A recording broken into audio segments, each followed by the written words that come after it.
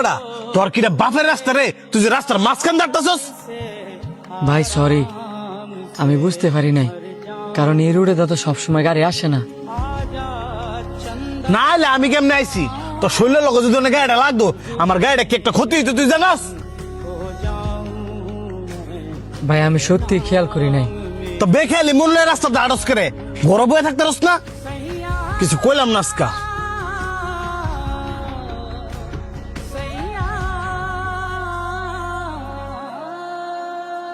বন্ধু, ওই লোকটা লগে না তোর খারাপ ব্যবহার করাটা উচিত হয় নাই।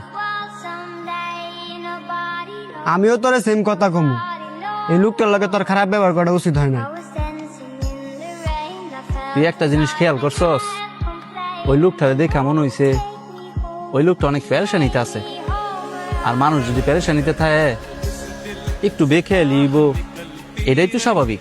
তোর একটু রাগ বেশি, এটা আমিও মানি, তাই বললে তো সব জায়গার মধ্যে রাগ কাটাবি, এটা কিন্তু মানা যায় না। আর আল্লাহ পাক কিন্তু রাগী মানুষকে পছন্দ করে না। আমি আমার ভুলটা বুঝতাম পারছি, এখন তাইলে আমি কি করবো? কি করবি মানে? ওই লোকটা যদি তোরা মাফ না করে, আল্লাহও তোরা মাফ করতো না। এখন তোর উচিত ওই লোকটার কাছে কি মাফ চাওয়া।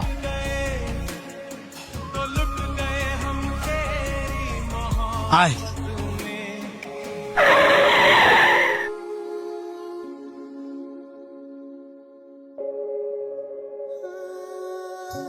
হ্যাঁ, আপনারা আবার আইলেন যে, আমি কি আবার কোনো ভুল করছি?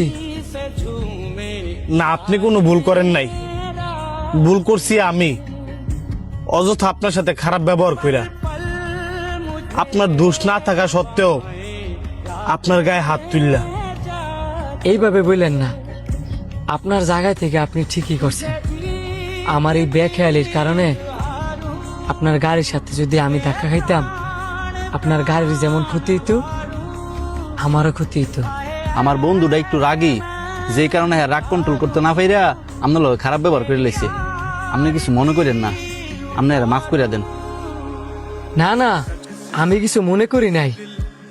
আর মাফ আমার থেকে লেগে চাইতেছেন, মাফ করার মালিক হচ্ছে আল্লাহ। আপনি অনেক ভালো মানুষ। এই এলাকায় কি নতুন? যে এলাকায় নতুন, ওই ব্যাংক কলোনিতে আমরা বাসা নিছি।